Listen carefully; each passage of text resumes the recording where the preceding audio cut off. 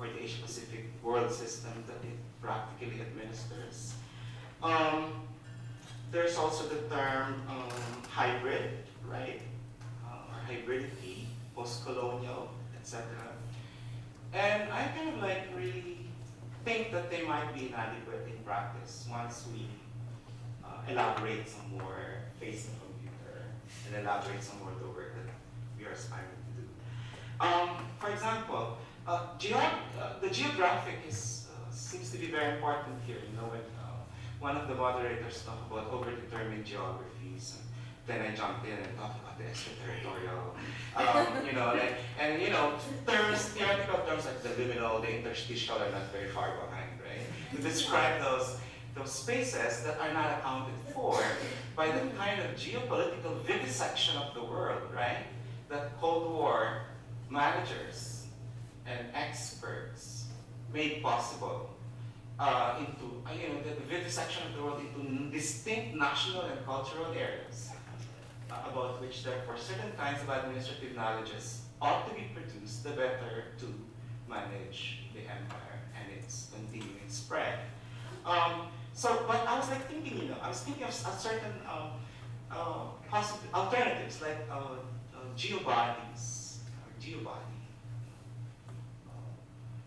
We're speaking about bodies and, of course, the voices that come with them, but bodies that are, and voices that are terrestrially or worldly, or terrestrial or worldly. That is to say, they're grounded. You know, this is kind of what Professor Shen was movingly describing as the Asia that I inhabit, as opposed to the Asia that we produce narratively and discursively, you know, as writers and or critics.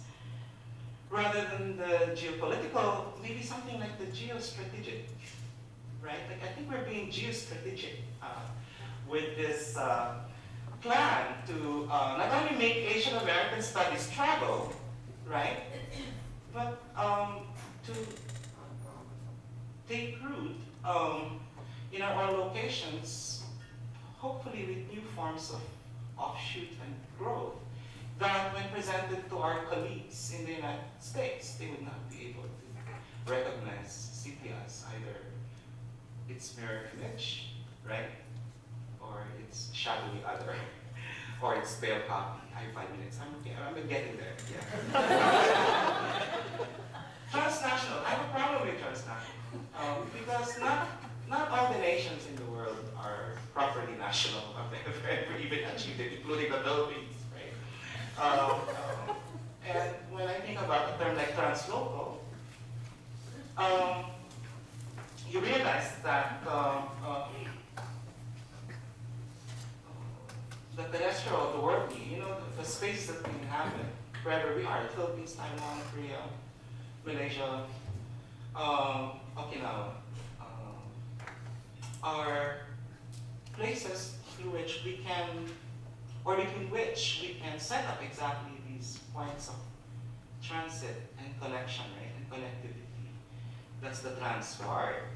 But it's important to always kind of reduce the national, right, to the local, because that's the way we experience any imagination, is from the standpoint of the local. Or I would like to use an indigenous Filipino term in Tagalog, puok.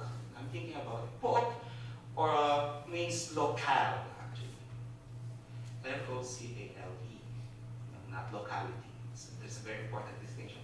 And in the Philippines, when you say, saan kang galing na puok, what locale are you from? It's not simply a question of, that demands the answer, you know, were we born, were we raised? But where is it that you are actively inserting yourself? And so, in fact, the noun becomes a verb, pagpupuok, homing, which is a ceaseless, in fact, always anxiety-ridden process. And one of my most favorite Filipino writers, Butch Dalisay, says that home is the most unsettling place to be. And that kind of really captured it for me, you know, when I finally returned home and realized that I didn't have to go to the States to experience unsettlement. You know, I mean, in the Philippines, yeah. Well, we forget about that too. We don't only move from one country to another. the rural poor, moving to Metro Manila, right? And forming squatter and shanty communities.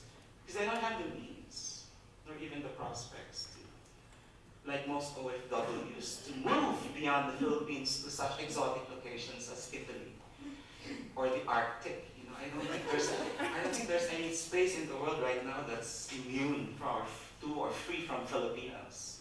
You can expect to find them everywhere, wherever there are jobs, including Taiwan.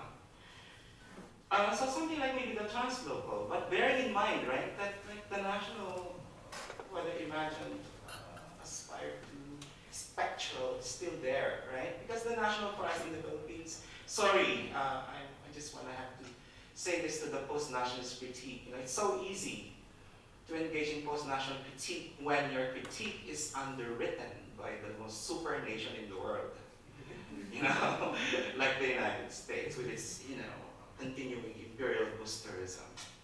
It's a luxury that you can afford. But the national or nationalism in the Philippines, no matter how tardy, problematic, displaying all sorts of cultural essentialisms, blah, blah, blah, blah, blah, retains that kind of political efficacy as a mode of resistance. Okay, so rather than the global, maybe the planetary, because I kind of really want to think here about what ecologists and environmental scientists are telling us now about not just the world that we have turned into a globe, but maybe, like an awareness that it is a world and a globe that is a planet. And like all planets, it has limited shelf life. And if you talk about shared concerns, forget about whether you come from the third world, the first world, or the late lamented second, right? The fate of this planet, that's why, the question of land, of terra in Hawaii is not only particular to the Hawaiian independence and sovereignty movement, but it's a planetary concern. How do you develop an ecological consciousness or ecosystemic consciousness that would then allow us perhaps then to transcend the sorts of differences that we have also been foregrounding between and among us, which even when we do can really cripple us if we don't watch out. So I'll end there. Thank you.